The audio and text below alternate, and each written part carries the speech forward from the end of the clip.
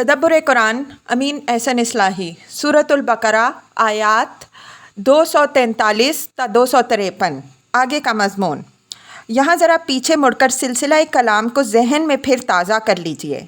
فصل 74 میں ہم اوپر اشارہ کر آئے ہیں کہ اصل بیان تو بیت اللہ کے تعلق سے جہاد و انفاق کا ہو رہا تھا، لیکن انفاق کی بحث نے یتیموں کی صلاح و فلاح اور ان کی ماؤں کے ساتھ نکاح کا سوال سامنے کر دیا، اور اس طرح نکاح و طلاق سے متعلق بعض مناسب وقت مسائل کے بیان کے لیے ایک تقریب پیدا ہو گئی۔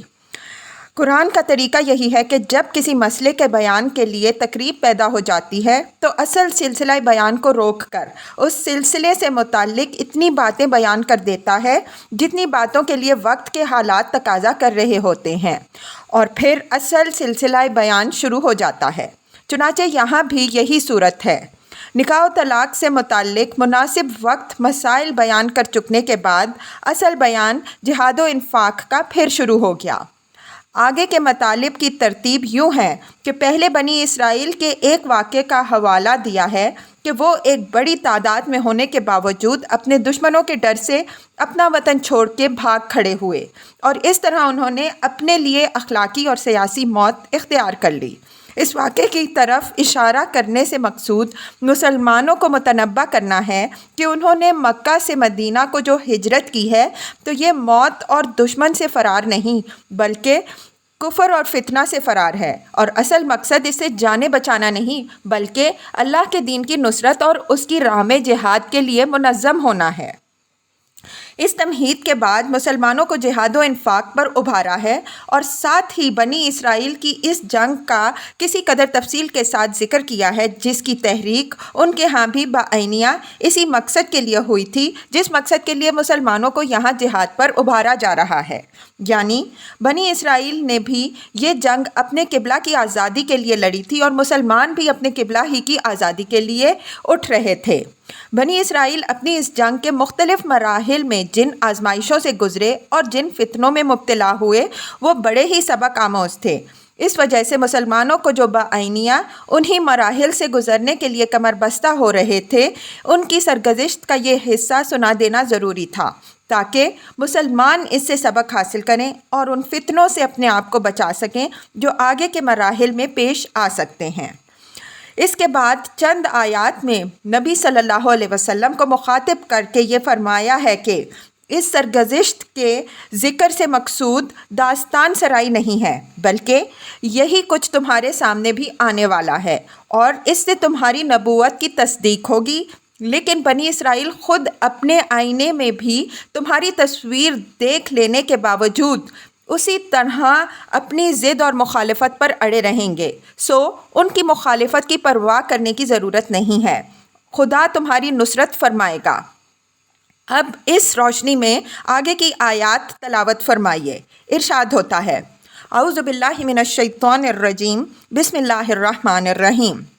الم تر الی الذین خرجوا من دیارہم وہم الوف حذر الموت فقال لهم اللہ موتوا ثم احیاہم ان اللہ لذو فضل علی الناس ولکن اکثر الناس لا یشکرون وقاتلوا فی سبیل اللہ واعلموا ان اللہ سمیع علیم من ذا الذی یقرض اللہ قرضا حسنا فیضاعفہ لہ اضعافا کثیرا واللہ یقبض ویبسط والیہ ترجعون۔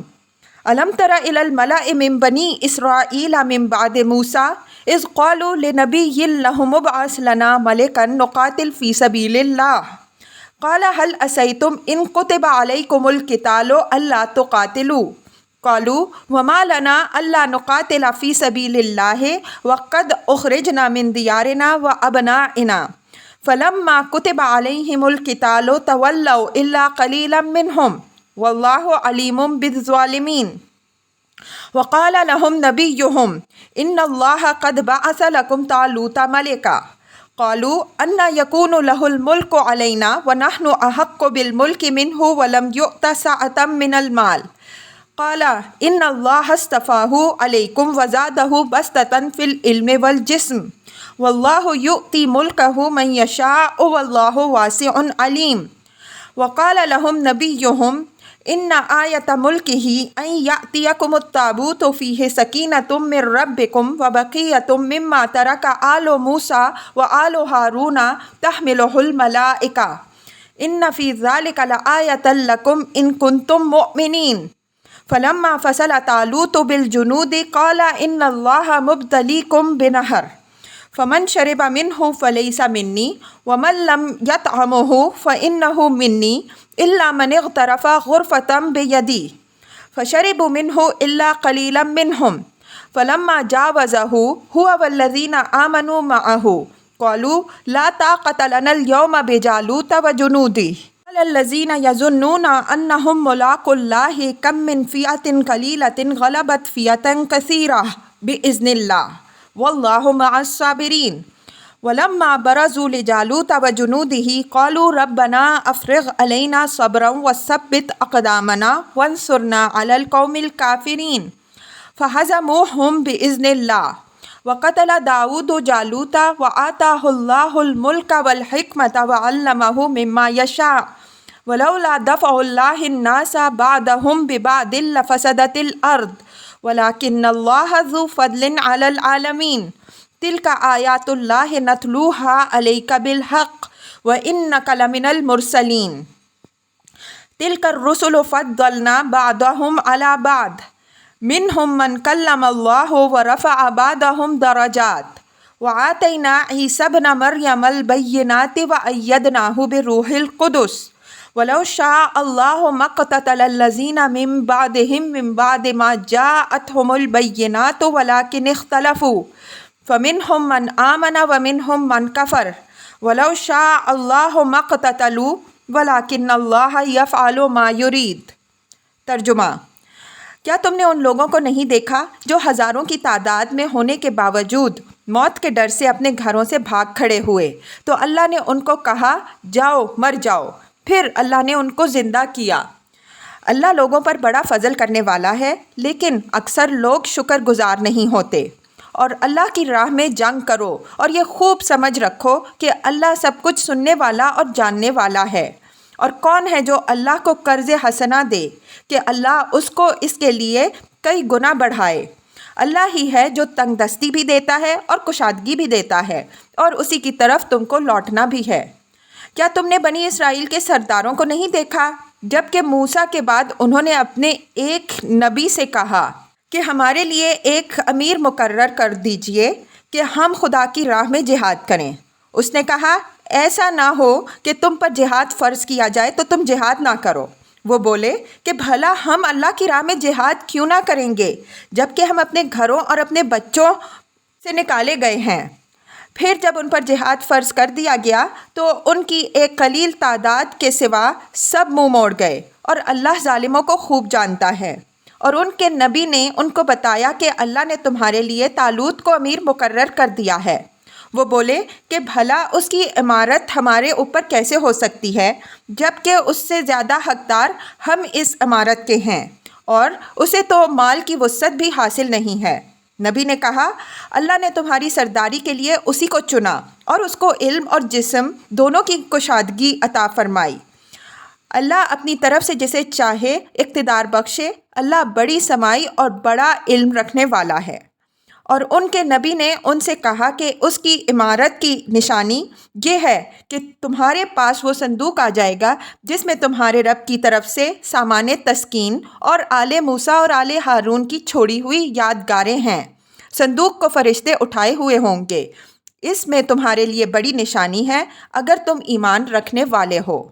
پھر جب طالوت فوجوں کو لے کر چلے تو انہوں نے بتایا کہ اللہ ایک ندی کے ذریعے سے تمہاری جانچ کرنے والا ہے، تو جو اس میں سے پی لے گا وہ میرا ساتھی نہیں، اور جو اس کو نہیں چکھے گا تو بے شک وہ میرا ساتھی ہے، مگر یہ کہ کوئی اپنے ہاتھ سے ایک چلو بھر لے۔ تو انہوں نے اس میں سے خوب پیا، صرف ان میں سے تھوڑے سے لوگ تھے جو اس سے بچے۔ پھر جب طالوت اور وہ لوگ جو اس کے ساتھ ایمان پر ثابت قدم رہے دریا پار کر گئے تو یہ لوگ بولے کہ ہم میں تو جالوت اور اس کی فوجوں سے لڑنے کی طاقت نہیں، جو لوگ یہ گمان رکھتے تھے کہ بالآخر انہیں اللہ سے ملنا ہے، انہوں نے للکارا کہ کتنی چھوٹی جماعتیں رہی ہیں جو اللہ کے حکم سے بڑی جماعتوں پر غالب آ گئی ہیں۔ اللہ تو ثابت قدموں کے ساتھ ہوتا ہے۔ اور جب جالوت اور اس کی فوجوں سے ان کا سامنا ہوا تو انہوں نے دعا کی، اے ہمارے پروردگار، ہم پر صبر انڈیل دے، ہمارے قدم جمائے رکھ اور کافر قوم پر ہمیں غلبہ عطا فرما۔ تو اللہ کے حکم سے انہوں نے ان کو شکست دی اور داؤد علیہ السلام نے جالوت کو قتل کر دیا، اور اللہ نے اس کو بادشاہی اور حکمت بخشی اور اس علم سے اس کو سکھایا جس میں سے وہ چاہتا تھا۔ اور اگر اللہ ایک کو دوسرے کے ذریعے سے دفع نہ کرتا رہتا تو زمین میں فساد بھر جاتا، لیکن اللہ دنیا والوں پر بڑا فضل فرمانے والا ہے۔ اللہ کی آیتیں ہیں جو ہم تمہیں سناتے ہیں مقصد کے ساتھ، اور بے شک تم اللہ کے رسولوں میں سے ہو۔ یہ رسول جو ہیں ہم نے ان میں سے بعض کو بعض پر فضیلت دی، ان میں سے بعض سے اللہ نے کلام کیا اور بعض کے درجے بلند کیے، اور ہم نے عیسیٰ ابن مریم کو کھلی کھلی نشانیاں دیں اور روح القدس سے اس کی تائید کی۔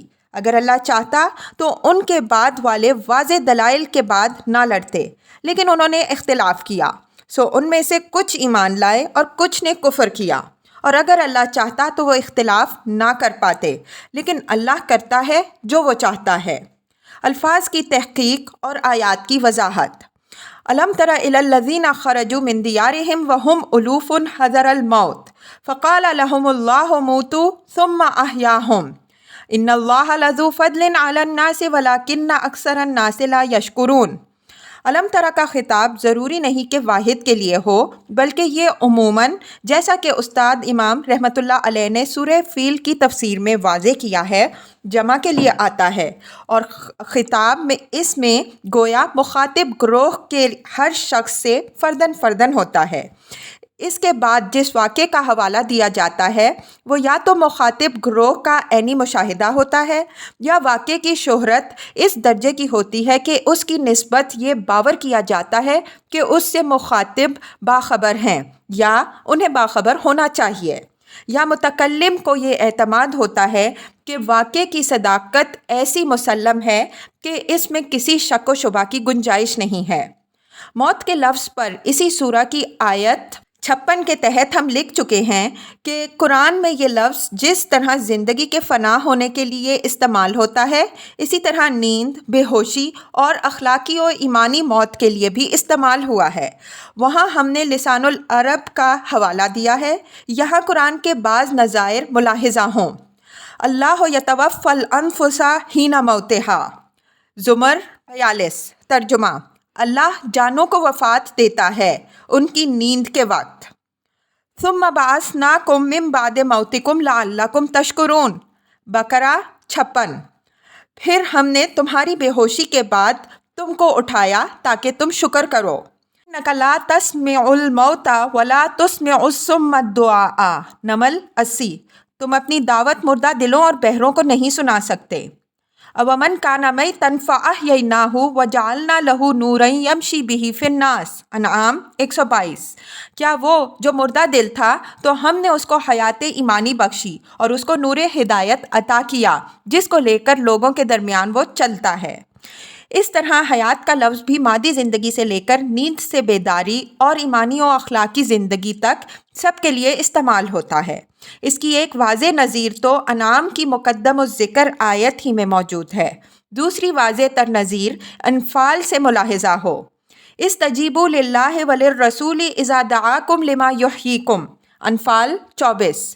اللہ اور رسول کی دعوت پر لبیک کہو جبکہ تمہیں بلاتا ہے اس چیز کی طرف جو تمہیں زندگی بخشنے والی ہے۔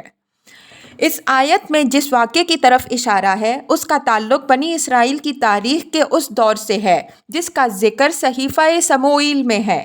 سموئیل نبی کے ظہور کے ابتدائی دور میں بنی اسرائیل سخت انتشار میں مبتلا تھے، اگرچہ تعداد کے لحاظ سے یہ اس وقت 3 لاکھ سے زیادہ تھے جیسا کہ سموئیل میں تصریح ہے، لیکن بدعت اور شرک کے غلبے کی وجہ سے ان کی مذہبی و اخلاقی حالت بھی بڑی خراب تھی، اور اجتماعی تنظیم مفقود ہونے کی وجہ سے سیاسی حالت بھی بڑی ابتر تھی۔ ہر طرف سے دشمنوں کی یورش تھی اور یہ اس سے اس قدر مرعوب اور دہشت زدہ تھے کہ کسی سے مقابلے کی ہمت اپنے اندر نہیں پا رہے تھے۔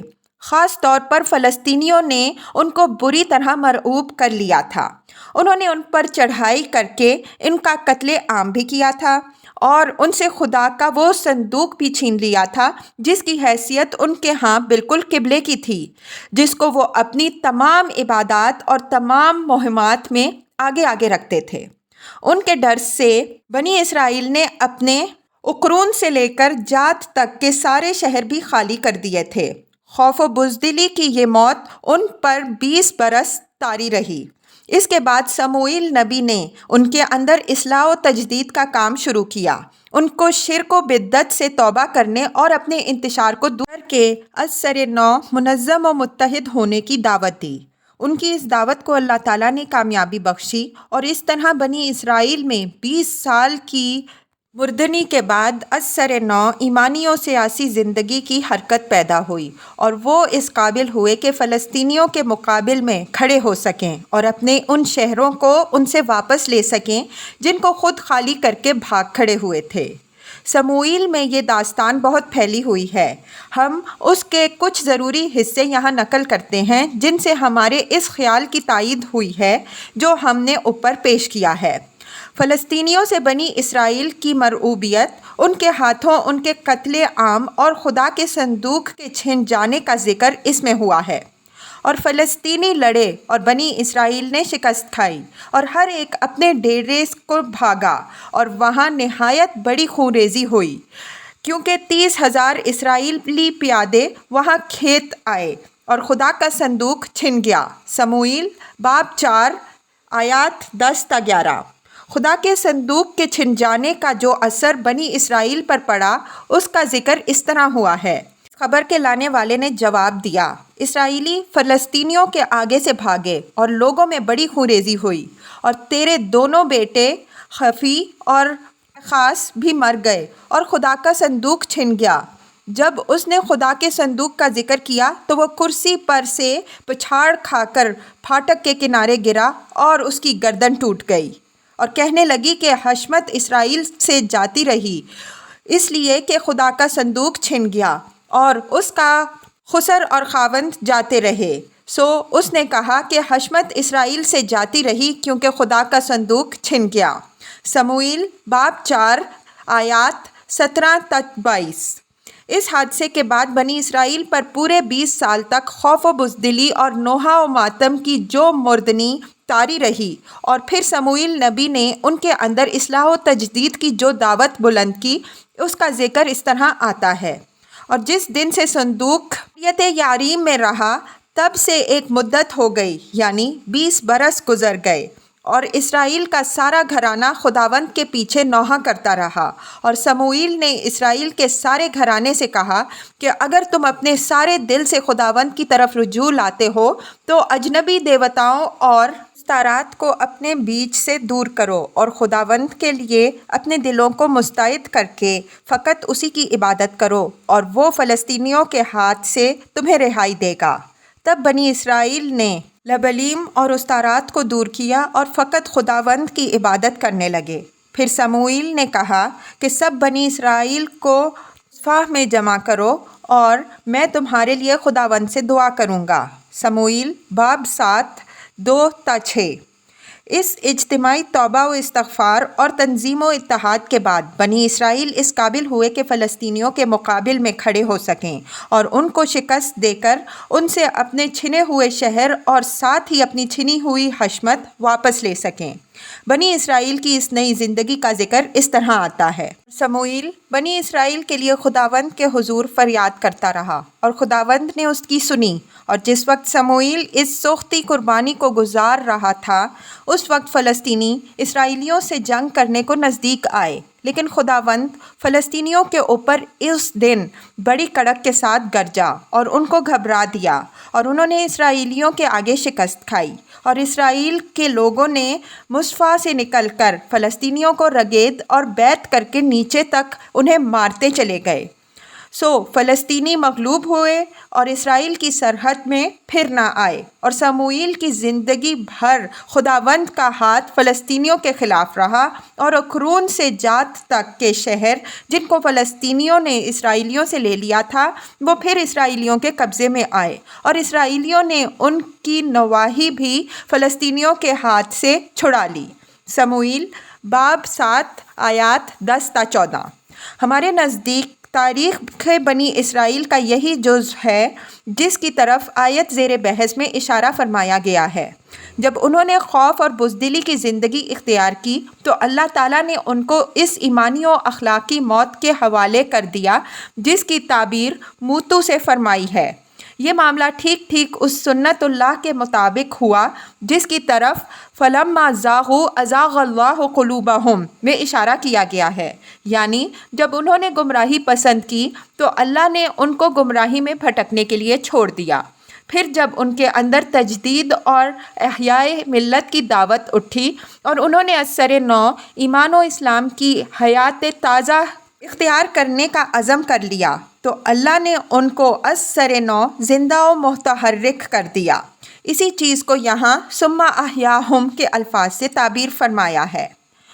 قوموں کے ساتھ اللہ تعالیٰ کا معاملہ اسی اصول پر ہے۔ اگر کوئی قوم اپنے لیے ذلت و نامرادی کو پسند کرتی ہے تو خدا اس کو ذلت و نامرادی کے حوالے کر دیتا ہے، اور اگر کوئی قوم عروج و سربلندی کی طالب ہوتی ہے اور اس طلب کے جو تقاضے ہیں ان کو پورا کرنے کی ہمت دکھاتی ہے تو اللہ تعالیٰ اس کو عزت و سربلندی بخشتا ہے اور یہ مرتبہ دے کر اس کا امتحان کرتا ہے۔ اس واقعے کے ذکر سے مقصود مسلمانوں خصوصاً کمزور مسلمانوں کو اللہ کی راہ میں جہاد و انفاق پر ابھارنا ہے۔ گویا یہ اس مضمون کی تمہید ہے جو آگے کی آیات میں بیان ہوا ہے۔ ہم تمہید والی فصل میں اشارہ کرائے ہیں کہ بنی اسرائیل کا یہ واقعہ بھی ان کے قبلے کی جنگ سے متعلق ہے، اور مسلمانوں کو بھی یہاں جس جنگ اور جس انفاق کے لیے ابھارا جا رہا ہے اس کا تعلق اصلاً قبلہ ہی کی آزادی سے ہے۔ دونوں میں نہایت واضح قدر مشترک موجود ہے۔ گویا مسلمانوں کے سامنے بھی اس وقت زندگی اور موت دونوں کی راہیں کھلی ہوئی ہیں۔ اگر وہ موت سے ڈر گئے تو یاد رکھیں کہ ان کو موت سے کوئی چیز بھی بچا نہ سکے گی۔ ان کے اوپر ذلت و خواری اور نفاق کی موت طاری ہو کر رہے گی، اور اگر وہ موت سے بے پرواہ ہو کر زندگی کی راہ پر بڑھنے کے لیے اٹھ کھڑے ہوئے تو اللہ ان کو دنیا میں ایمان و اسلام کی باعظمت زندگی اور آخرت میں فوز و فلاح کی حیات جاوداں سے سرفراز فرمائے گا۔ وَقَاتِلُوا فِي سَبِيلِ اللَّهِ وَاعْلَمُوا أَنَّ اللَّهَ سَمِيعٌ عَلِيمٌ۔ اوپر کی تاریخی تمہید کے بعد یہ مسلمانوں کو جنگ پر ابھارا ہے، اور اس ابھارنے کے لیے دو محرک یہاں نمایاں فرمائے ہیں۔ ایک تو یہ کہ یہ جنگ اللہ کی راہ میں ہے، نفس یا شیطان کی راہ میں نہیں ہے، اس وجہ سے اس میں ہر قدم پر بندے کو اللہ کی معیت حاصل ہے۔ دوسرا یہ کہ اللہ سب کچھ سنتا جانتا ہے، تمہاری جانبازیاں اور قربانیاں، تمہاری دعائیں اور فریادیں، تمہارے دشمنوں کی چالیں اور تدبیریں سب اس کے علم میں ہیں۔ اس وجہ سے اس بات کا کوئی اندیشہ نہیں ہے کہ مر گئے ہم انہیں خبر نہ ہوئی۔ ظاہر ہے کہ ان صفات کا حوالہ دینے سے مقصود یہاں اس کا لازم ہے، یعنی جب اللہ سنتا اور جانتا ہے تو اس کا لازمی نتیجہ یہ ہے کہ وہ تمہاری پکار پر تمہاری مدد اور نصرت فرمائے گا اور تمہاری جانبازیوں کا تمہیں بھرپور صلہ دے گا۔ من ذا الذی یقرض اللہ قرضا حسنا فیضاعفہ لہ اضعافا کثیرا واللہ یقبض ویبسط والیہ ترجعون۔ جانی قربانی کی دعوت کے بعد یہ مالی قربانی کی دعوت ہے، اور اس کے لیے جو اسلوب اختیار فرمایا ہے وہ غایت درجہ مؤثر ہے۔ اول سوال کا یہ انداز ہی کہ کون ہے جو خدا کو قرض دینے کے لیے آگے بڑھتا ہے، غایت درجہ شوق انگیز ہے۔ پھر یہاں اللہ کی راہ میں خرچ کرنے کو قرض دینے سے تعبیر فرمایا ہے۔ قرض قرضدار کے ذمے واجب ہوتا ہے، اور یہ رب کریم کا کتنا بڑا احسان ہے کہ جو مال اس نے خود بندوں کو عنایت فرمایا ہے وہی مال وہ جب ان سے اپنی راہ میں خرچ کرنے کے لیے کہتا ہے تو اس کو اپنے ذمے قرض ٹھہراتا ہے، یعنی اس کی واپسی از خود اپنے ذمے واجب قرار دیتا ہے۔ پھر اس سے زیادہ روح و دل کو بے خود کر دینے والی بات یہ ہے کہ رب کریم یہ قرض اس لیے مانگتا ہے کہ وہ بندوں کے دیے ہوئے خزف ریزوں کو خوب بڑھائے اور ان کو بڑھا کر ایک لازوال خزانہ کی شکل میں ان کو واپس کرے۔ یعنی اس قرض کی ضرورت اس لیے نہیں پیش آئی ہے کہ خدا کے خزانے میں کوئی کمی واقع ہو گئی ہے، اس کا خزانہ بھرپور اور وہ بالکل بے نیاز و بے پرواہ ہے۔ البتہ اس کی کریمی نے اپنے بندوں کے لیے نفع کمانے کی یہ راہ کھولی ہے کہ اگر وہ چاہیں تو ایک خرچ کر کے 10 گنے سے لے کر 700 گنے تک اس کا اجر حاصل کر لیں۔ اس قرض کے متعلق شرط صرف ایک لگائی ہے، وہ یہ کہ یہ قرض حسن ہو۔ قرض حسن کا مفہوم قرآن کے دوسرے مواقع سے جو نکلتا ہے وہ یہ ہے کہ یہ دل کی تنگی کے ساتھ محض چھدہ اتارنے کے لیے نہ دیا جائے، بلکہ پوری فراخ دلی اور حوصلے کے ساتھ دیا جائے۔ ریا اور نمائش کے لیے نہ دیا جائے بلکہ صرف خدا کی خوشنودی کے لیے دیا جائے۔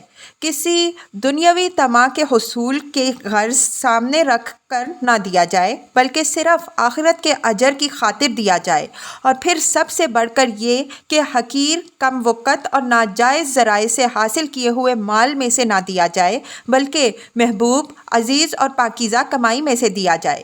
اسی سورہ میں آگے بھی ان باتوں کی وضاحت ہوگی اور احادیث میں بھی اس کی تفصیل موجود ہے۔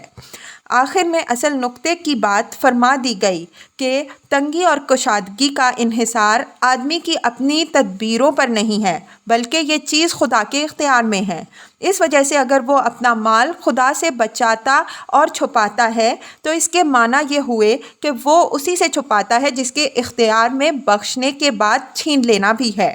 وَإِلَيْهِ تُرْجَعُونَ میں یہ پہلو بھی ہے کہ آج خدا سے منہ چھپانے والے اس بات کو نہ بھولیں کہ کو خدا کو منہ دکھانا بھی ہے، اور یہ پہلو بھی ہے کہ جس دنیا کی زندگی کے لیے یہ خدا سے بخالت کر رہے ہیں، یہ زندگی تو چند روزہ ہے، اصل زندگی تو آخرت کی زندگی ہے جس کے لیے اصلی فکر ہونی چاہیے۔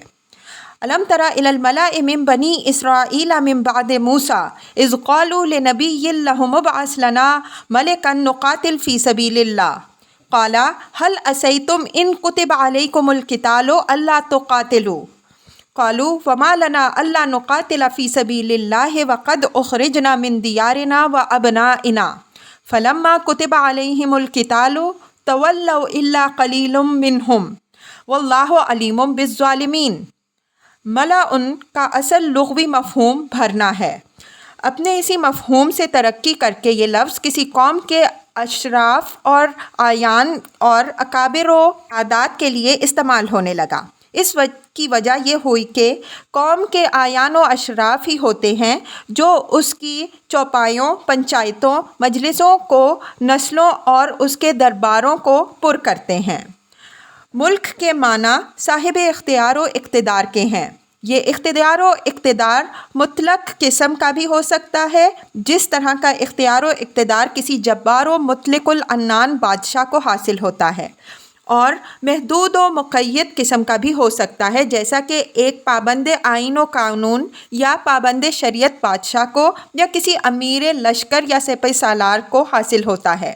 قرآن میں یہ لفظ دونوں معنوں میں استعمال ہوا ہے۔ یہاں موقع دلیل ہے کہ یہ دوسرے مفہوم میں استعمال ہوا ہے، اس لیے کہ اس کے تقرر کے لیے بنی اسرائیل کے اعیان نے درخواست اس زمانے کے نبی سموئیل سے کی، اور انہی کے تقرر سے اس کا تقرر ہوا، اور بات کی تفصیلات سے معلوم ہوتا ہے کہ انہی کی ہدایات کے تحت اور انہی کی دعاؤں کے زیر اثر وہ اپنے سارے فرائض انجام دیتا تھا۔ قرآن نے یہ لفظ مدح و ذم دونوں کے محل میں استعمال کیا ہے۔ ایک بادشاہ وہ بھی تھا جس نے حضرت ابراہیم علیہ السلام سے حجت کی اور جس نے زندگی اور موت دونوں پر اختیار کا دعویٰ کیا۔ قرآن نے اس کی مذمت کی۔ اس کے برعکس ذوالقرنین، حضرت داؤد علیہ السلام اور حضرت سلیمان علیہ السلام بھی بادشاہ ہیں، لیکن قرآن نے ان کی تعریف فرمائی۔ اس سے معلوم ہوتا ہے کہ قرآن کے نزدیک سیاسی نظام میں اصل اہمیت اس کی صورت کی نہیں بلکہ اس کی روح کی ہے۔ اگر اس کی روح خدا اور اس کے رسول کے قانون کے تابع ہے تو وہ قابل ستائش ہے، اس کی شکل کچھ بھی ہو۔ اگر روح خدا اور رسول کی باغی ہے تو وہ قابل مذمت ہے، عام اس سے کہ وہ ملوکیت ہو یا جمہوریت۔ جس طرح اوپر کی آیات میں بنی اسرائیل کی ایمانی و اخلاقی موت و حیات کے ایک واقعے کی طرف اشارہ کر کے مسلمانوں کو زندگی کی راہ اختیار کرنے کی دعوت دی گئی ہے اور یہ بتایا گیا ہے کہ یہ زندگی خدا کی راہ میں جان اور مال کی قربانی سے حاصل ہوتی ہے، اسی طرح اس آیت میں اور آگے کی چند آیات میں تاریخ بنی اسرائیل کے اسی سلسلے کے بعض واقعات کی طرف اشارہ کر کے مسلمانوں کو اجتماعی اور سیاسی زندگی سے متعلق بعض نہایت اہم سبق دیے گئے ہیں۔ زیر بحث آیت میں جس واقعے کی طرف اشارہ ہے اس کی تفصیل تورات کے مطالعے سے معلوم ہوتی ہے کہ سموئیل نبی نے بنی اسرائیل کے اندر تجدید و اصلاح اور ان کی تنظیم کا جو کام شروع کیا اس سے بنی اسرائیل کے اندر کچھ زندگی تو پیدا ہوئی اور وہ فلسطینیوں کے مقابل میں کھڑے ہونے اور ان سے اپنے بعض چھنے ہوئے شہر واپس لینے میں کامیاب ہوئے، لیکن بنی اسرائیل ہر طرف سے دشمنوں سے گھرے ہوئے تھے۔ ان کے بہت سے شہر اب بھی مخالفوں کے قبضے میں تھے۔ فلسطینیوں کے علاوہ وہ موآب، بنو عمون، ادوم اور ذوباہ کے بادشاہوں سے بھی ہر وقت ان کو خطرہ تھا۔ پھر سموئیل نبی بوڑھے ہو چکے تھے اور انہوں نے بنی اسرائیل کی قیادت و تنظیم کی جو ذمہ داریاں اپنے بیٹوں کے سپرد کی تھیں وہ ان کو بنی اسرائیل کی توقع کے مطابق نہیں نبھا رہے تھے۔ اس وجہ سے انہوں نے سموئیل سے یہ درخواست کی کہ وہ ان کی قیادت کے لیے کسی امیر کو مامور کریں تاکہ وہ اس کی سربراہی میں جہاد کر سکیں اور اپنے دشمنوں سے انتقام لے سکیں۔ سموئیل اپنے تجربات کی بنا پر جانتے تھے کہ بنی اسرائیل کی اصلی کمزوری یہ نہیں ہے کہ میدان جنگ میں رہنمائی کرنے والا ان کے پاس کوئی لیڈر نہیں، بلکہ ان کی اصلی کمزوری یہ ہے کہ جنگ کے خطرات کا مقابلہ کرنے کے لیے ان کے اندر عزم و ایمان نہیں ہے۔ اس وجہ سے انہوں نے، جیسا کہ تورات سے واضح ہوتا ہے، ان کے مطالبے کی مخالفت کی اور ان کی اصلی کمزوری کی طرف توجہ دلائی کہ ایسا تو نہیں ہوگا کہ جہاد بھی فرض ہو جائے اور امیر بھی مقرر ہو جائے لیکن پھر تم جہاد سے انکار کر دو۔ اس پر انہوں نے بڑے جوش و جذبے کا اظہار کیا کہ ہم اپنے گھروں اور اپنی بیوی بچوں سے نکالے گئے ہیں، اگر اب بھی ہم جنگ نہ کریں گے تو پھر کب کریں گے؟ لیکن سموئیل کا اندازہ بالکل صحیح ثابت ہوا۔ انہوں نے تو اللہ تعالیٰ کی ہدایت کے مطابق ان کی قیادت کے لیے امیر مقرر کر دیا اور جہاد کا حکم بھی دے دیا، لیکن بنی اسرائیل نے حسب عادت عین وقت پر کندھا ڈال دیا۔ آگے کی تفصیلات سے معلوم ہوگا کہ اول تو انہیں منتخب سردار کی سرداری ہی پر اعتراض ہوا، پھر جب بادل ناخواستہ اس کی فوج میں بھرتی ہوئے بھی تو پہلے ہی امتحان میں پھسڈی ثابت ہوئے۔ واللہ علیم بالظالمین، اور اللہ ظالموں کو خوب جانتا ہے سے مراد اس کا لازمی نتیجہ ہے، یعنی جب خدا خوب جانتا ہے تو ان کے ساتھ معاملہ بھی اپنے علم کے مطابق ہی کرے گا۔